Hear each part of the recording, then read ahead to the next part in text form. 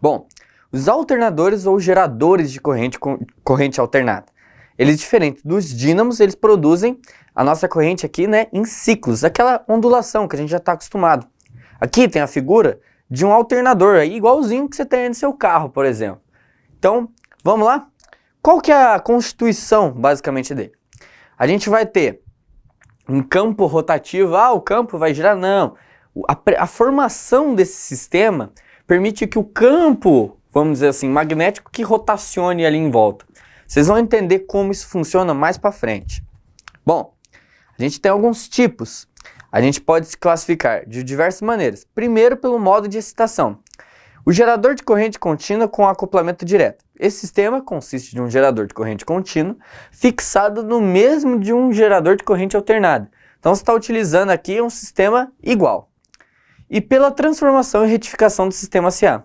Esse método depende do magnetismo residual para a formação de voltagem CA inicial, após o qual o suprimento do campo é feito por uma tensão retificada do gerador CA. O que significa isso aqui? Você tem um sistema que vai alimentar primeiramente o gerador de corrente alternada e depois ele consegue se autossustentar. Tipo integrado sem escova. Essa combinação consiste de um gerador de corrente contínua no mesmo eixo que o de um CA, igual a gente já viu aqui com o acoplamento direto. O circuito de excitação, ou seja, aquele que vai trabalhar ali no campo dele, é completado por retificadores de silício, em vez de um coletor e escovas.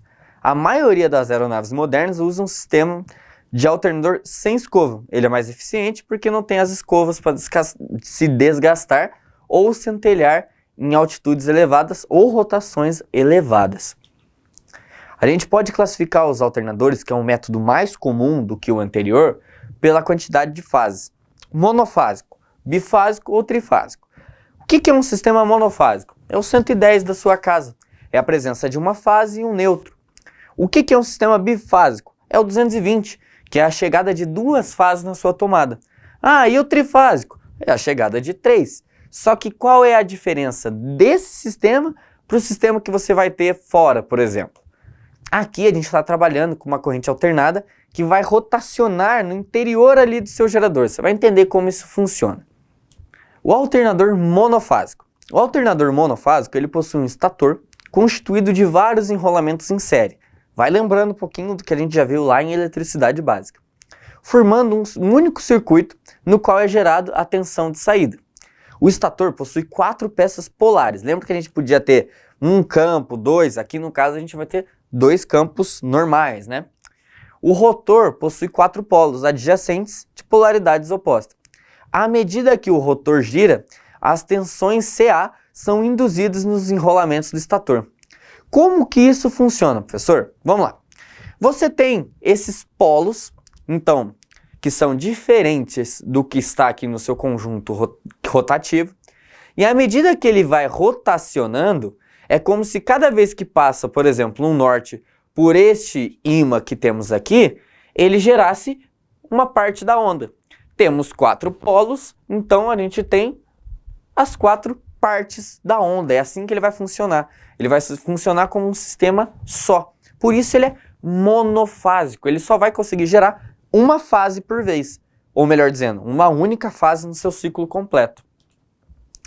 Todos os 4 grupos de bobina de estator são ligados em série, o modo que as tensões induzidas em cada enrolamento sejam adicionadas para fornecer uma tensão total, que é 4 vezes a tensão em qualquer enrolamento. Ou seja, o que isso significa?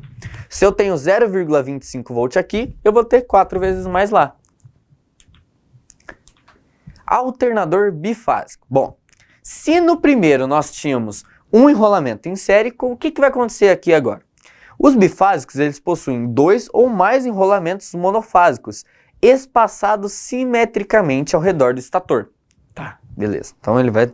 Tá, entendi, professor. Então você vai ter 2 em sincronismo. Como assim sincronismo? A gente vai entender no gráfico mais para frente.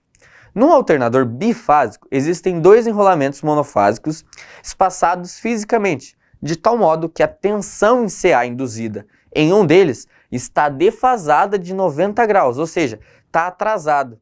A gente vai usar esse gráfico aqui como exemplo. O que quer dizer 90 graus? 0, 90, 180, 270, 360, certo? É o tempo de um ciclo completo. O que vai acontecer? O 90 graus atrasado é como se eu tivesse ele para cá, para a direita ou então para a esquerda. Você vai entender no próximo gráfico. Os enrolamentos estão separados eletricamente um do outro.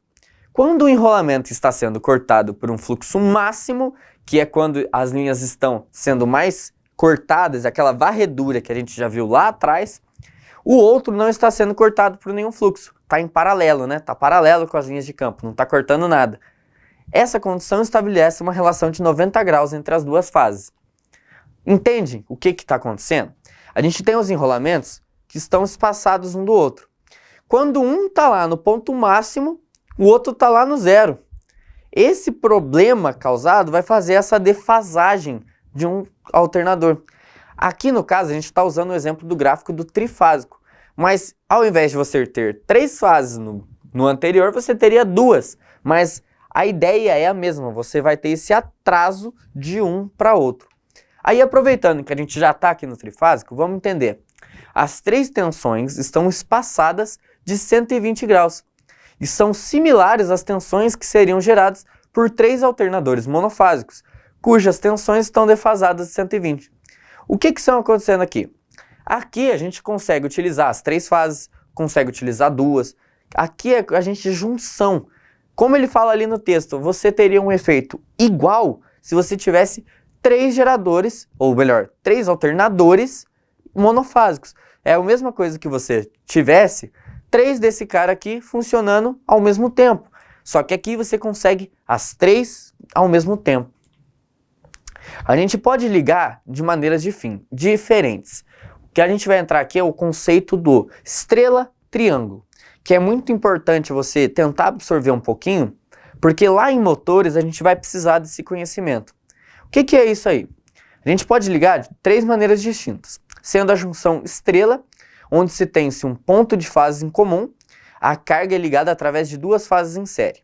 Então, eu vou ligar a minha carga, ou seja, o meu equipamento, o meu sistema, em série, em 2 fases em série, com esse ponto em comum. A tensão total ou a tensão de linha, através de qualquer das 2 fases, é a soma vetorial das fases individualmente. O que é a soma vetorial? É aquele esqueminha lá de física, você pode somar algebricamente, 1 mais 1 igual a 2, ou você tem que calcular aquele ângulo e tudo mais.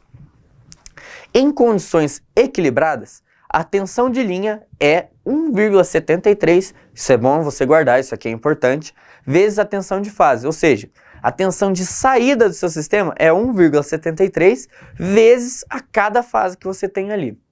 Ou a gente pode ligar do modo extremidade a extremidade, que é o nosso delta, ou mais comumente chamado triângulo.